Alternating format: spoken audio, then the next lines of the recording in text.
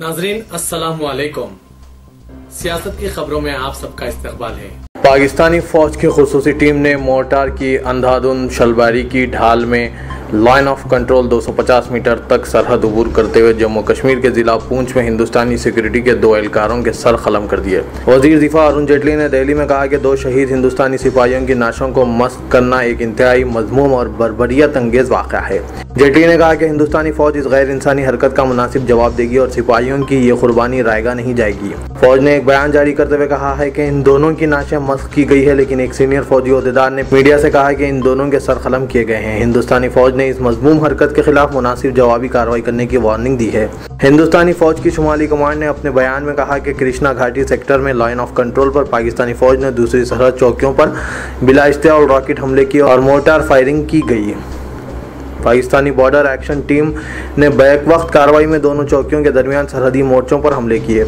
फौजी उसूलों के बगैर की गई इस कार्रवाई में हमारे 2 पेट्रोलिंग सिपाहियों की नाशें मस्क हो गई। पाकिस्तान की बॉर्डर एक्शन टीम जो बिलउमूम अपने फौजी अहलकारों और दहशतगर्दों पर मुश्तमिल हुआ करती है, कृष्णा घाटी में शलबारी की ढाल में ये हमला किया। हिंदुस्तानी फौज ने इस कार्रवाई का मुंह तोड़ जवाब देने का अहद किया है।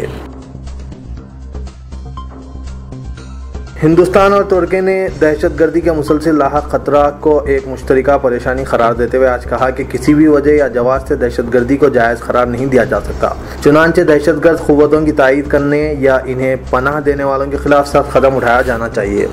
वज़ीर-ए-आज़म नरेंद्र मोदी और तुर्की के सदर रजब तैयब एर्दोगान ने अपनी मुलाकात के दौरान जामे तबादला ख्याल और सियासी व इक़्तिसादी उमूर के बशमुल मुख्तलिफ शोबों में बाहमी ताल्लुकात का तफसीली जायज़ा लिया। बाद-ए-ज़ां एर्दोगान के साथ मुश्तरका प्रेस कॉन्फ्रेंस से खिताब करते हुए मोदी ने कहा कि हम ऐसे दौर में जी रहे हैं जहाँ हमारे माशरों को हर दिन नए ख़तरात और चैलेंजों का सामना रहता है, जिससे सारी दुनिया के लिए पैदा होने वाले सिक्योरिटी चैलेंजेस हमारे लिए मुश्तरका तौर पर बाअस फ़िक्र व तशवीश है। एर्दोगान ने अपने दौरे हिंद के आगाज़ से कबल मसले कश्मीर की यकसुई के लिए हमेशा मुज़ाकिरात की पुरजोर हिमायत की थी। इनके ये रिमार्क्स मसले कश्मीर पर हिंदुस्तान के मौक़िफ़ से मुतज़ाद हैं। मुस्लिम पर्सनल लॉ बोर्ड ने भारतीय जनता पार्टी पर 3 तलाक के मामले में गलत प्रोपेगेंडा का इल्ज़ाम लगाते हुए आज कहा कि यह मुसलमानों को बदनाम करने की साजिश है। पर्सनल लॉ बोर्ड के सेक्रेटरी ज़फ़रयाब जिलानी ने एक प्रोग्राम से खिताब करते हुए कहा कि तलाक मुसलमानों के 2 ख़ानदानों के दरमियान का मामला है, जितना कुछ नहीं हो रहा है, इससे कहीं ज़्यादा तलाक सलासा पर गलत प्रोपेगेंडे किए जा रहे हैं। इसे एक मसला बनाकर दीन इस्लाम को बदनाम किया जा रहा है और इसकी आड़ में सियासी मफाद हासिल किया जा रहा है। इस मौके पर उन्होंने तलाक के मसले पर 2 चीज़ों पर जोर दिया। उन्होंने मरकज़ी हुकूमत से इस मामले में मुदाखलत न करने की गुजारिश की और दूसरे एक साथ 3 तलाक देने वालों का समाजी बाइकआउट किए जाने का ऐलान किया। मुल्क में गाय के तहफ़्फ़ुज़ के नाम पर हलाकतों का सिलसिला जारी है। ताज़ा वाक़या शुमाल मशरिक़ी रियासत आसाम के नौगांव ज़िला का है, जहाँ गाय चोरी के इल्ज़ाम में मुकामी लोगों ने 2 नौजवानों को पीट कर मार डाला। नौगांव ज़िले के कासामारी इलाके में रोनमा होने वाले इस सानहे के शिकार 2 मुसलमान नौजवान हैं। सहाफ़ी दिलीप कुमार शर्मा के मुताबिक मरने वाले दोनों नौजवानों का ताल्लुक़ मुसलमान बरादरी से है, जिसकी वजह इलाके में कशीदगी का माहौल है। पुलिस के मुताबिक भीड़ में शामिल लोगों का कहना था कि दोनों नौजवान आसामारी के पास एक मखसूस चारागाह से गाय चोरी करके ले जा रहे थे। नौगांव के पुलिस सुपरिटेंडेंट दीपराज उपाध्याय ने बताया कि जब पुलिस जाए वाक़े पर पहुंची तो वहां हुजूम दोनों नौजवानों को लाठियों से पीट रहा था। उन्होंने सहाफ़ी दिलीप कुमार शर्मा को बताया पुलिस इन दोनों को इलाज के लिए फ़ौरन हॉस्पिटल ले गई, लेकिन शदीद चोटों की वजह से दोनों ने दम तोड़ दिया।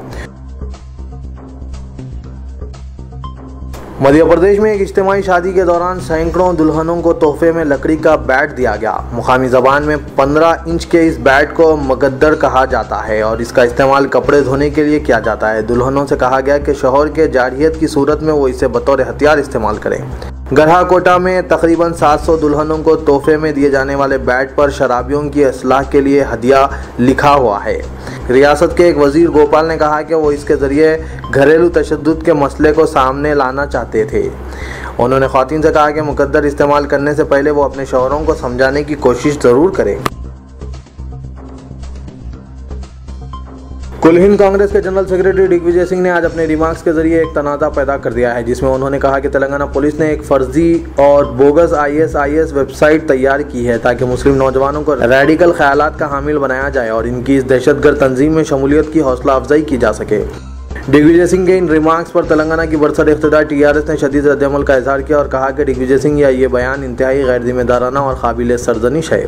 पार्टी ने मुतालबा किया है कि senior Congress leader in remarks से दस्तबरदारी इख्तियार कर लें। दिग्विजय सिंह ने अपने ट्विटर पर पोस्ट में कहा कि तेलंगाना पुलिस ने एक बोगस ISIS वेबसाइट तैयार की है जिसके जरिए मुस्लिम नौजवानों को रेडिकल ख्यालात का हामिल बनाया जा रहा है और ISIS के लिए काम करने के लिए इनकी हौसला अफजाई की जा रही है। दिग्विजय सिंह ने कहा कि असल मसला ये है कि आया तेलंगाना पुलिस को चाहिए कि वो मुस्लिम नौजवानों को ISIS के आलाकार बनने पर निशाना बनाना चाहिए। उन्होंने सवाल किया कि आया ये अखलाकियत है, आया ये इख्तिदार पर मबनी है कि KCR ने तेलंगाना पुलिस को इख्तियार दिया है कि वो मुस्लिम नौजवानों को फांसे और इनकी ISIS में शमूलियत के लिए हौसला अफजाई करें। उन्होंने कहा कि अगर उन्होंने ऐसा किया है तो उन्हें इसकी जिम्मेदारी कबूल करते हुए मुस्तफ़ी हो जाना चाहिए और अगर ऐसा नहीं है तो फिर इन्हें इस सारे मामले की तहकीकात करवाते हुए जो लोग इस तरह का संगीन जुर्म करने के मुर्तकिब हैं इनके खिलाफ कार्रवाई करते हुए इन्हें सजाएं दी जानी चाहिए।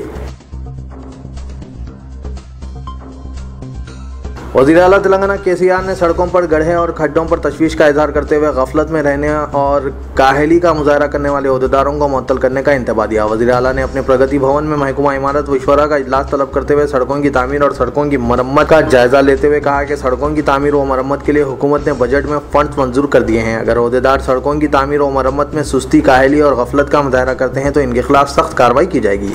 वो 1 जून से रियासत का दौरा करेंगे। उन्हें सड़कों पर जहां भी गड्ढे नजर आएंगे मुतालिका अहदेदारों के खिलाफ सख्त कार्रवाई की जाएगी। रियासती वजीर IT व बल्दी नज़्म नस्क KTR ने दिल्ली में मरकजी वज़रा रविशंकर प्रसाद, मनोज सिन्हा और हरसिमरत कौर बादल से मुलाकात करके रियासत की तरक्की में मरकज से ताउन की अपील की। KTR ने मरकजी वजीर IT से मुख्तलिफ उमूर पर तबादला ख्याल किया। KTR ने बताया कि IT शोबे में तेलंगाना तेज़ी से तरक्की कर रहा है। बड़े IT इदारे तेलंगाना में सरमायाकारी करने में दिलचस्पी का इजहार कर रहे हैं। IT के फ़रोग़ में हैदराबाद के बाद ज़िला वरंगल पेश है। UPA दौरे हुकूमत में तेलंगाना के लिए ITR का ऐलान किया गया था मगर मंजूरी से कबल UPA इख्तिदार से महरूम हो गई। उन्होंने NDA हुकूमत से ख्वाहिश की कि वो ITR पर खुसूसी तवज्जो दें। चंद्रानगुट्टा हमला केस की समाअत आज भी जारी रही और additional superintendent of police CID M Srinivas पर वकील दिफा एडवोकेट लक्ष्मण सिंह ने जराह किया। तहकीकाती अहदेदार ने बताया कि गवाह इस्तिग़ासा नंबर 20 यानी अकबरुद्दीन ओवैसी ने अपने बयान में उन्हें ये नहीं बताया कि वो मोहम्मद पहलवान को इसलिए जानते हैं कि वो MIM पार्टी के कारकुन थे और लैंड ग्रैबिंग में मुलविस नहीं थे। श्रीनिवास ने बताया कि रुकने असम्बली ने पुलिस को बयान में वाज़ेह तौर पर बताया कि गुज़िश्ता इंतखाबात में मोहम्मद पहलवान ने उनकी हरीफ जमात मजलिस बचाओ तहरीक के उम्मीदवार की तायद की थी और इख्तिलाफात के सबब उन्हें जान से मारने की खुली धमकी दी थी। गवाह ने यह बताया कि अकबरुद्दीन ओवैसी ने क्रिमिनल प्रोसीजर कोड की दफ़ा 161 के तहत दिए गए बयान में यह जिक्र नहीं किया कि उनके हल्के इंतखाब के अवाम ने उनसे मोहम्मद पहलवान और मुनव्वर इकबाल की सरकारी अराजी पर कब्जे की शिकायत नहीं की थी और इस बात का भी जिक्र नहीं किया कि उनकी नुमाइंदगी के नतीजे में collector Hyderabad, additional commissioner GHMC और दीगर अहदेदारों ने 13 अप्रैल 2011 को इलाके का दौरा किया था। तहकीकाती अहदेदार ने बताया कि अकबर ओवैसी ने बयान में यह भी जिक्र नहीं किया कि 13 अप्रैल 2011 को अहदेदारों के मुआयने के बाद यूनुस याफ़ई और उनके बेटे ईसा याफ़ई ने उनकी गाड़ी रोकी थी। अकबर ओवैसी ने यह बात भी नहीं बताई थी कि दवाखाने को मुंतकली के दौरान वो बेहोश हो गए थे और उन्हें इस वाक़े का हक़ाइक़ याद नहीं है। लेकिन श्रीनिवास ने यह बताया कि उन्हें अकबर ओवैसी ने बयान में बताया था कि हमले के बाद उन्हें शिद्दत से खून रस रहा था, उन पर गशी तारी थी। पुलिस शमशाबाद ने एक होने वाले दूल्हे को इस वक्त गिरफ्तार कर लिया जबकि वो अपनी शादी के रुखों की तकसीम के दौरान अपने कॉलेज के दौर की एक शादीशुदा खातून की मुबैना इस्मत रेजी की कोशिश कर रहा था और जब इसकी इत्तला दुल्हन वालों को हुई तो उन्होंने शादी के इस रिश्ते को ही तोड़ दिया। पुलिस ज़राए ने बताया कि जिला रंगारेड्डी का साकिन 30 साल श्रीनिवास एक खानगी कंपनी का मुलाजिम बताया गया है जिसकी आइंदा हफ्ते शादी मुकर्रर थी और वो अपनी ही शादी के कार्ड की तकसीम के सिलसिले में अपनी साबिका क्लासमेट साथी तालिबा के ससुराली मकान वाक़ शमशाबाद पहुंचा। इस वक्त इत्तेफाकन मकान में कोई दूसरा मौजूद नहीं था। श्रीनिवास ने दरवाजे पर दस्तक दी तो इसकी साबिका साथी खातून जिसकी शादी हो चुकी थी दरवाज़ा खोलते ही श्रीनिवास को देखा और जब इसने बताया कि वो अपनी शादी का कार्ड हवाले करने आया है तो खातून ने इसे मकान में बिठाया। जब श्रीनिवास को पता चला कि मकान में कोई भी मौजूद नहीं है तो वो मुय्यना तौर पर खातून की इस्मत रेजी की कोशिश करने लगा जिस पर खातून ने शोर मचाया और पड़ोसी जमा होते ही वो फरार हो गया। लेकिन बादशाह खातून की शिकायत पर पुलिस ने श्रीनिवास को गिरफ्तार करते हुए इसके खिलाफ निर्भय एक्ट का मुकदमा दर्ज करते हुए इसे जेल भेज दिया और जब इसकी इत्तला दुल्हन वालों को हुई तो उन्होंने रिश्ता ही तोड़ दिया।